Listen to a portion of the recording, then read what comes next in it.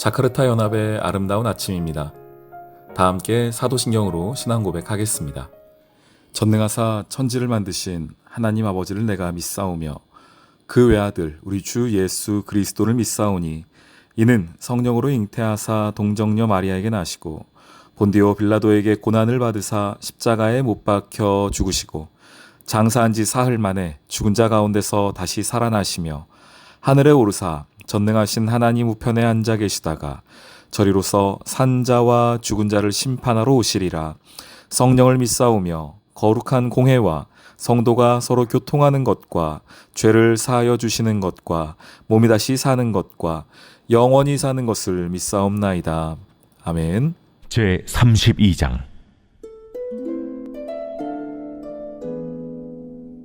유다의 시드기야 왕 열째 해, 곧 느부갓네살 18째 해에 여호와의 말씀이 예레미야에게 임하니라.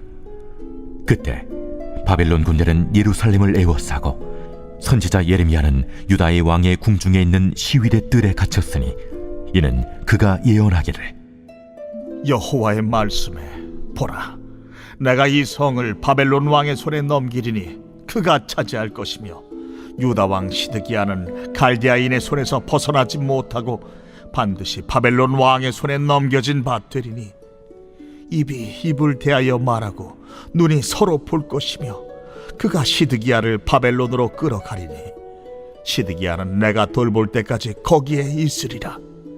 여호와께서 이와 같이 말씀하시니라. 너희가 갈대아인과 싸울지라도 승리하지 못하리라 하셨다 하였더니 유다 왕 시드기야가 이르되, 내가 어찌하여 이같이 예언하였느냐? 하고 그를 가두었음이었더라. 예레미야가 이르되, 여호와의 말씀이 내게 임하였느니라. 이르시기를, 보라, 내 숙부 살룸의 아들 하나멜이 내게 와서 말하기를, 너는 아나돗에 있는 내 밭을 사라. 이 기업을 물을 권리가 내게 있느니라 하리라 하시더니 여호와의 말씀과 같이 나의 숙부의 아들 하나멜이 시위대 뜰 한 나에게 와서 이르되, 청하노니 너는 베냐민 땅 아나돗에 있는 나의 밭을 사라. 기업의 상속권이 내게 있고 물의 권리가 내게 있으니 너를 위하여 사라 하는지라. 내가 이것이 여호와의 말씀인 줄 알았으므로 내 숙부의 아들 하나멜의 아나돗에 있는 밭을 사는데 은 17세겔을 달아주되 증서를 써서 봉인하고 증인을 세우고 은을 저울에 달아주고 법과 규례대로 봉인하고 봉인하지 아니한 매매 증서를 내가 가지고 나의 숙부의 아들 하나멜과 매매 증서의 인친 증인 앞과 시위대 뜰에 앉아있는 유다 모든 사람 앞에서 그 매매 증서를 마세야의 손자 네리야의 아들 바룩에게 붙이며 그들의 앞에서 바룩에게 명령하여 이르되, 만군의 여호와 이스라엘의 하나님께서 이와 같이 말씀하시기를, 너는 이 증서 곧 봉인하고 봉인하지 않은 매매 증서를 가지고 토기에 담아 오랫동안 보존하게 하라. 만군의 여호와 이스라엘의 하나님께서 이와 같이 말씀하시니라. 사람이 이 땅에서 집과 밭과 포도원을 다시 사게 되리라 하셨다 하니라. 샬롬, 자카르타 연합의 아름다운 아침입니다. 오늘은 예레미야 32장 1절로 15절까지의 말씀을 함께 살펴보도록 하겠습니다. 우리가 기도나 혹은 믿음에 대해서 강조하면서 이런 예를 들 때가 있습니다. 이런 말로 써요. 무엇이냐? 비가 내리기를 기도하는 사람은 우산을 준비한다라는 말이 있습니다. 지금 비가 오지 않아서 긴 가뭄에 있는데 그것을 그치는, 비가 내리는 기도를 하는 사람이라고 한다면 하나님께서 비를 내려주실 것을 믿고 우산을 준비한다는 것입니다. 그것이 기도하는 사람이고 믿음이 있는 사람이라는 뜻이겠죠. 오늘 예레미야가 그런 상황, 그런 모습을 좀 보여주고 있습니다. 이제 예레미야 계속 했던 얘기는 무엇이었죠? 바벨론으로 말미암아 나라가 망할 것이다. 그랬고 실제적으로 이제 그런 위협들이 점점점 다가오고 있습니다. 오늘 마치 보겠습니다. 32장 1절과 2절 말씀입니다. 먼저 이제 그 정확한 해를 이야기해 줍니다. 유다의 시드기야 왕 열째 해, 곧 느부갓네살 18째 해에 여호와의 말씀이 예레미야에게 임하니라. 이건 역사성을 말하는 것이고 2절에서 그때가 언제냐? 바벨론 군대가 예루살렘을 에워쌌고 이렇게 말합니다. 이제 바벨론 군대가 예루살렘을 에워쌌다는 것은 이제 곧 나라가 멸망할 것이다. 예레미야가 계속 예언했던 것처럼 하나님의 심판이 도래하였고 더 이상 피할 길이 없고 이제는 정말로 나라가 망하게 생긴 상황입니다. 그런데도 불구하고 보십시오. 선지자 예레미야는 유다의 왕의 궁중에 있는 시위대의 뜰에 갇혀 있습니다. 지금 왜 이 예레미야가 갇혔습니까? 3절부터 5절이 함께 묶여 있죠. 그 내용은 이런 겁니다. 예레미야가 계속 이렇게 예언했거든요. 시드기야 왕이 마지막에 바벨론에게 잡혀갈 거다. 이런 얘기들을 계속했습니다. 그랬더니 그게 듣기 싫어서 시드기야 왕이 그를 지금 감옥에 가두어 놓은 것입니다. 이제 예레미야가 이야기했던 하나님의 심판을 이제 사람들이 직접 피부로 느끼고 있습니다. 야, 우리 진짜 망했다. 지금 바벨론이 우리를 둘러싸고 있다. 예레미야가 시드기야 왕도 잡혀간다고 했는데 정말로 그렇게 되겠다. 그러면 우린 진짜 끝이다. 이런 얘기들, 이런 분위기가 지금 흉흉한 상황입니다. 그런데 예레미야가 심판만 이야기했습니까? 아니죠. 예레미야는 회복도 이야기했습니다. 하나님께서 다시 너희를 회복시키실 것이다 라는 이야기도 했습니다. 그런데 사람들이 지금 자신들의 눈앞에 있는 그 바벨론 군사만 보고 있으니까요. 지금 그들 눈에는 또 그들의 머릿속에는 하나님의 회복은 지금 보이지도 않고 들리지도 않습니다. 지금 이 심판만 보이고 있는 것이죠. 근데 하나님께서 심판도 말씀하셨고 회복도 말씀하셨지 않습니까? 그래서 하나님이 이제 예레미야에게 이런 말씀을 하세요. 지금 바벨론이 와서 예루살렘을 둘러싸고 있는 겁니다. 나라가 풍전등화와 같은 상황이 있는 겁니다. 이제 나라는 망해가고 있어요. 그 사람들도 이제 일반 국민들도 다 알고 있습니다. 6절 말씀 보시면 예레미야가 이르되 여호와의 말씀이 내게 임하였느니라. 하나님이 말씀 하나를 주셨다는 거예요. 어떤 말씀이냐? 너의 숙부 살롬의 아들 하나멜이 와서 너에게 밭을 팔 거라는 겁니다. 땅을 판다는 거예요. 왜 팔을까요? 여러분 생각해 보십시오. 왜 팔까요? 땅을. 지금 나라가 망하고 있으니까요. 그 나라 망하면은 그 땅 무슨 소용이 있습니까? 그 누구 땅 되겠습니까? 이거 우리 아버지, 우리 할아버지 땅, 우리 가문의 땅입니다. 이런 게 뭐 세상 말로 씨알이나 먹히겠습니까? 바벨론이 다 가져갈 텐데. 그러니 지금 땅을 판다는 것은 나라가 망했다는 거예요. 더 이상 이 땅 같은 거는 휴지 조각이다. 아무런 쓸모가 없다. 이거 빨리 팔아서 뭐라도 건져야 되는 거 아니겠습니까? 사람들이 다 그러고 있습니다. 그래서 아나돗에 있는 내 밭을 사라 라고 합니다. 일반적인 상황이라면 이거 사면 안 되죠. 지금 나라가 망하면은 이 땅의 소유권 다 넘어갈 텐데 지금 주고 팔고 하는 이게 무슨 의미가 있겠습니까? 그런데 하나님 말씀하세요. 그 땅 사라 하는 겁니다. 그 땅 사라. 너희 친척이 와서 그 땅 팔 텐데 그 땅을 사 두어라. 왜 그럴까요? 하나님이 심판을 말하고 있죠. 그리고 사람들은 심판을 보고 있습니다. 근데 하나님께서 심판뿐 아니라 회복을 말씀하셨습니다. 그래서 말하는 겁니다. 사람들이 지금 회복의 때를 보지 못하고 있는데 예레미야 네가 땅을 삼으로써 바벨론의 시대가 끝날 것임을, 바벨론의 그 어려운 시대, 이 전쟁의 시대가 끝나고 회복의 시대, 그래서 다시 내 땅을 소유하게 될 그 평화의 날이 올 것을 네가 땅을 사는 그 행위로 말미암아 보여주라고 하는 겁니다.